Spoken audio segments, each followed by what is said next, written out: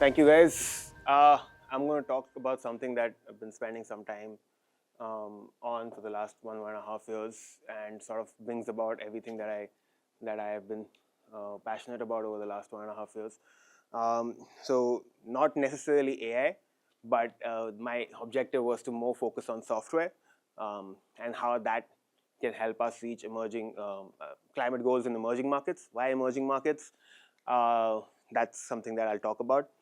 And quick run through. I'm going to talk about why and who should be paying attention.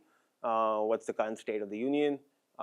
Three quick solutions to the problems that we're facing, and then just a quick discussion on VC. The objective of the paper and the presentation was about helping anyone who's looking to be a venture capitalist or an entrepreneur or climate enthusiast on what kind of problems should you focus on, because there are a myriad of problems that you want to solve, and it's not possible to solve everything.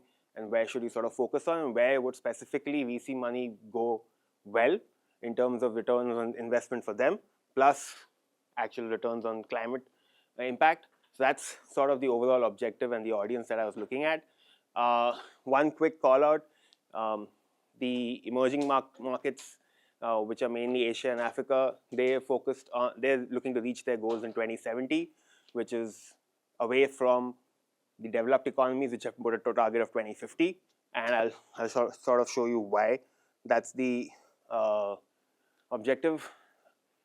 Okay, this is not being shown. Okay. But if you guys can see here in the screen, on the chart, on the left, on the y-axis, you're seeing basically how much does the country emit per ton, and since World War II, how has that changed over time?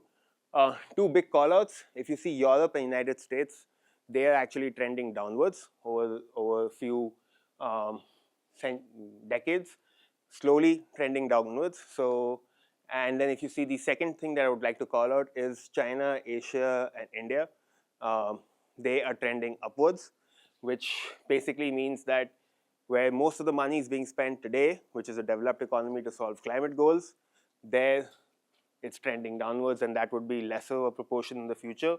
While all other economies, you can see the slopes with which China grew their emissions, they sort of try to reduce it over a period of time. India is going to hit a certain similar sort of curve, if not the same.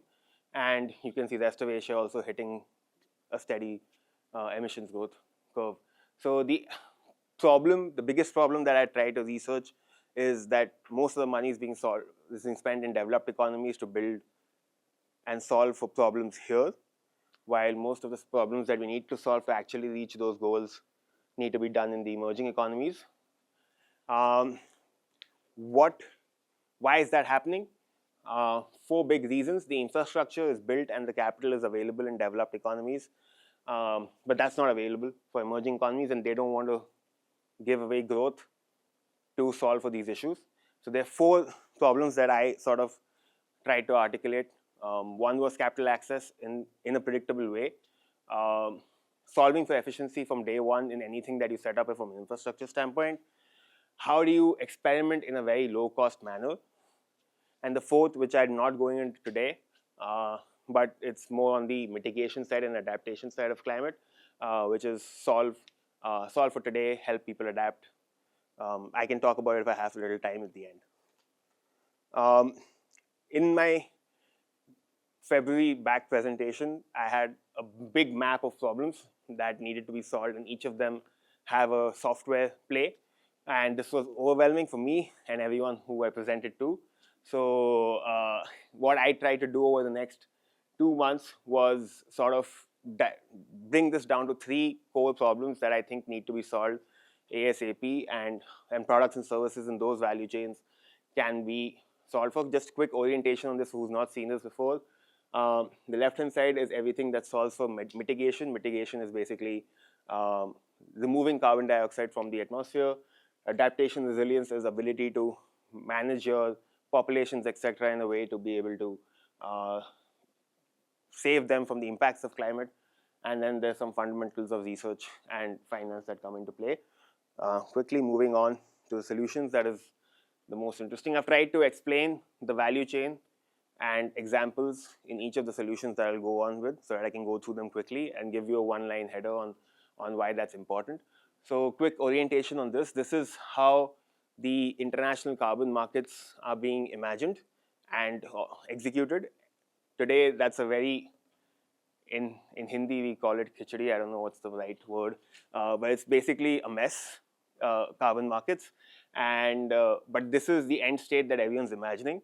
And at some point in time, if you're building products and services as an entrepreneur in this value chain, which is digitizing the projects that help you get carbon, converting them to credits, making sure that they are good quality, which is one of the biggest problems, having a central database, having a verification system,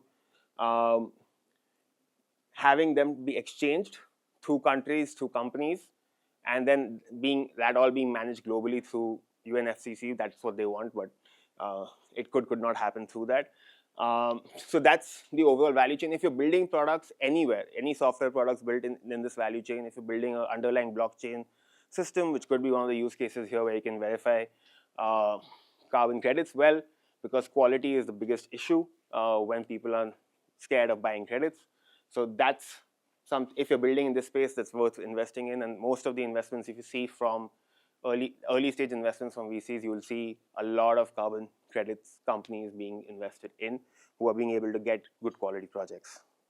So this is also financing, buzzword, IoT, but there's some, beyond the buzz and the hype of IoT, a lot of censoring of devices has been happening across industries.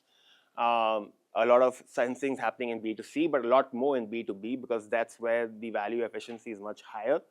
I've kept it broad here to show options, but most of these examples that I've chosen are ones that are at a good place of sensing and data is being collected a lot.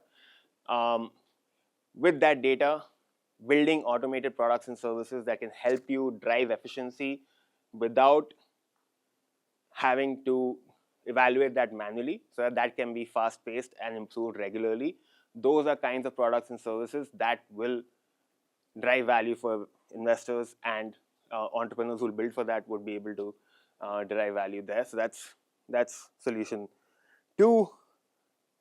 There's a typo, that's solution 2. Solution 3 is the most impactful for me, and I've kept it here last for that reason. I've taken an example of autonomous vehicles because everyone would relate with that, but that applies to everything. For quick orientation, if you've heard about Cruise, Waymo, anyone who's trying to do autonomous vehicles, except a lot of their simulations happen in a virtual world. What does that mean? They map out real-world environments, and then they take that into a software. They have a software build which is basically a digital twin of San Francisco, and then they'll mimic autonomous vehicles through that by adding multiple use cases. That's how vehicles do it, but if you remove that and put any other device, if you put a factory, if you put semiconductor fabrication, if you put anything, even chemical manufacturing, even food, agriculture, manufacturing, even planting, how do you plant, where should you plant, and where should you grow crops, and how do you do that? All of those can be mimicked in a digital twin. You can run all those simulations. So this is one of the biggest game changers and one of the highest places where you're seeing investment go for climate products, because there you can run 1 million simulations, see what works, and then go to market. And you don't have to wait for a huge lag of experimentation where you try something, it does not work, go back, and then keep trying that again and again. That will cost you years. This brings it down almost days if you have computing power. So those were 3 solutions. I think I have time for one last thing. So just wanted to end. For this project, I divided climate investments into 3 parts: software, tech-enabled operations, and deep tech. Quickly on deep tech is basically hardware. VCs don't like that because VCs like to invest in software mainly because the risk on deep tech is high.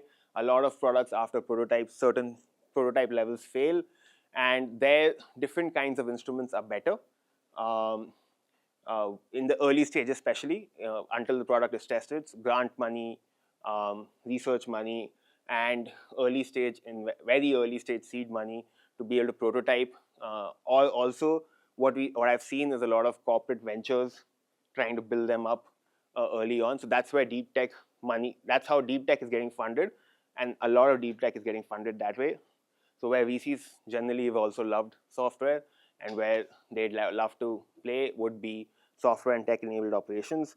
And their ability, while the deep tech infrastructure gets built, being able to simultaneously fast-track software rather than wait for that to be built and and get software later on, that would sort of help go back to the goals that we were aiming to get, so that we can help emerging economies drive those emissions down. That's the thesis of my research paper. I think I'm on time, so I would love to take questions. But if you love to it was packed with a lot of content. I tried to dial it down on Patrick's advice, but I still think I could have done a little bit more. But yeah, that's my time. Thank you. We have time for maybe one question.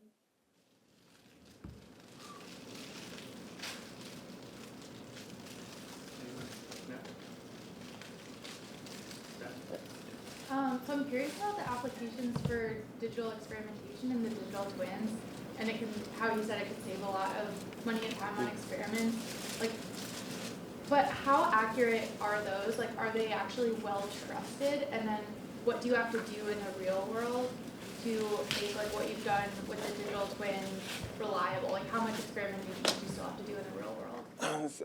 I'll try to quote two things, one from my personal experience and one from what I've read on at least the automotive industry, because the maturity of digital twins is different depending on the industry that they're working on. But autonomous vehicles, given the safety regulations, they have to prove certain numbers in a digital environment. When they even go and talk to state regulators, etc., they need to showcase how they're doing in a digital map. Most legislation states have city twins today with their roads mapped out, etc. So there the accuracies are pretty good. It's not going to be 100%, but it's good 60, 70, 80%, where you can weed out basic issues. So for example, you will not get deaths, but you might get accidents because of certain edge cases that they're not taking care of in an autonomous vehicle testing. But it at least weeds out all the obvious issues and saves you from those embarrassments. Otherwise, you will, like Cruise, not be able to run for 8 to 9 to 10 months before your license will be renewed. So those is that. And personally, in my previous company, I built digital twins for simulating where to run buses and how will they optimize on how many people will they pick up based on demand, etc.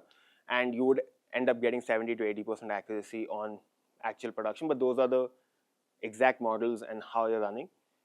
Obviously, if a driver's driving, it has some impacts, etc., which come into play. Yeah. Okay. Cool. Thank you, guys.